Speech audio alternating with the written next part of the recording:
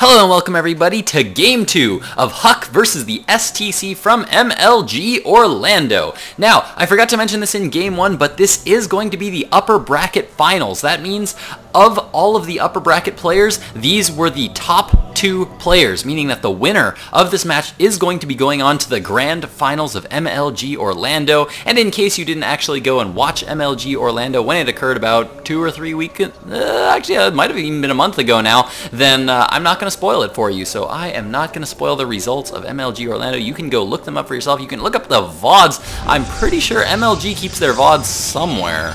I have no idea where they are, but if you just Google Major League Gaming, then you should be able to find it. I would think that they have their VODs up somewhere. I'm not 100% sure about it, but pretty sure you can go check it out. Go check them out because there were some really epic games there, and they were, of course, cast by Day9, DJ Wheat, JP McDaniel, Tasteless, Artosis, Husky. God, there were so many casters there. They had a total of 10 casters at MLG Orlando. It was absolutely ridiculous. So many casters there. There were actually even some community casters were actually there as well.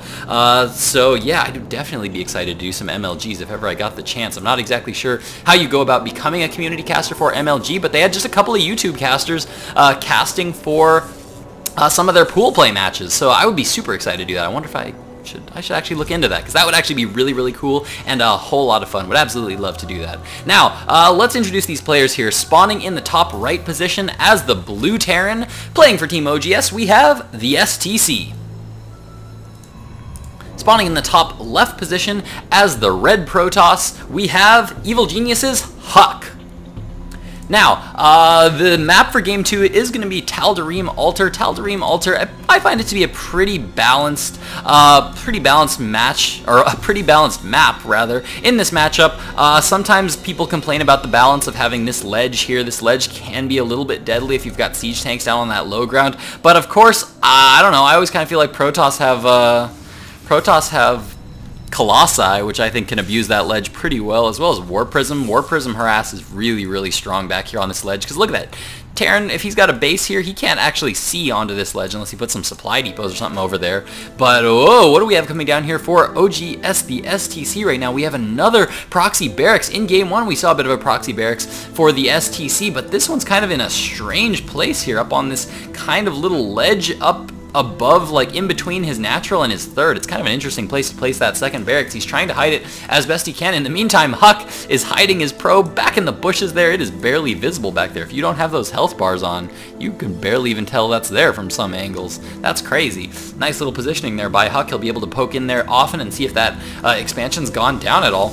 In the meantime, whoa, check out the energy that's being saved up right now for EGHuK. And you know what? I would almost bet that we might see some early aggression here from EGHuK, because he's definitely saving up a lot of Chrono Boost. And notice he is not building any probes anymore. Now, with a player of EGHuK's caliber, when you are like literally one of the best players in the world, you do not forget to build probes at this point in the game. At this point in the game, your probe timings are so crisp. You are building every single probe exactly when you want it. But the fact that EGHuK does not yet have, or that he stopped building probes, is gonna mean that he's most likely gonna go for some early aggression here. We do now have 2 more gateways coming down here for EGHuK. Is there gonna be a 4th one going down, or is this gonna be 3-gate aggression? I'm actually surprised he's not using that Chrono Boost on the Cybernetics core. It could just be a safety move here by EGHuK, but I really just, I don't see that, considering that he's not building any more probes anymore. And there's the pylon now at the back of the natural expansion here for EGHuK. And it looks like he's even going to be throwing down a second one in the back here. The STC is going to spot that one and start to take it down. He does have this barracks up here producing Marines as well. And he's got this other barracks down here with that tech lab producing those Marauders. And he's going to be putting a bunker down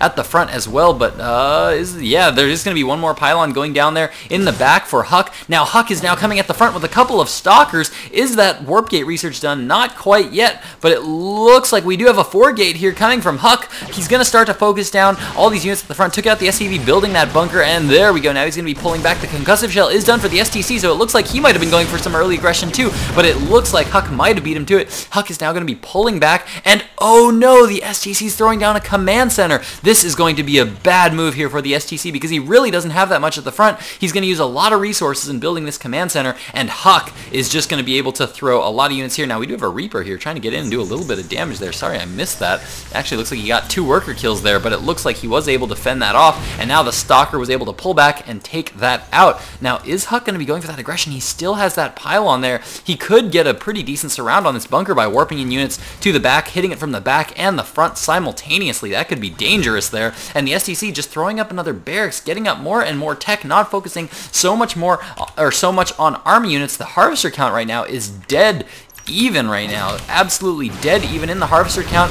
But as you can see, the STC still focusing on an economic play. He's still getting up at more SCVs, he's getting up his command center, but HuK has not spent those extra 400 resources that the STC has on getting up an economy, and now he's moving in with a lot of Stalkers. Zealots and Stalkers have been warped in from the back of the base, and the STC is now going to be in a lot of trouble. He's going to start to focus down this bunker. HuK needs to pull back that Stalker, doesn't quite pull it back in time, but all the forces of the STC are now back here dealing with it, and the bunker falls, and now there are a lot of Stalkers and a lot of Zealots here. See how those Zealots are taking so much damage for all these Stalkers. These Stalkers are now coming in, focusing down all the Marauders. Look at that focus firing. As you can see, HuK is individually targeting each unit that he wants to die, and he's picking each one off so fast. And there's the GG from the STC. HuK with the unbelievable comeback in Game 2 with that early aggression takes a win off the STC. Well played there by HuK. And we are going to be going into Game 3 to see who is going to be taking this upper bracket final between HuK and the STC. So stick with me, guys.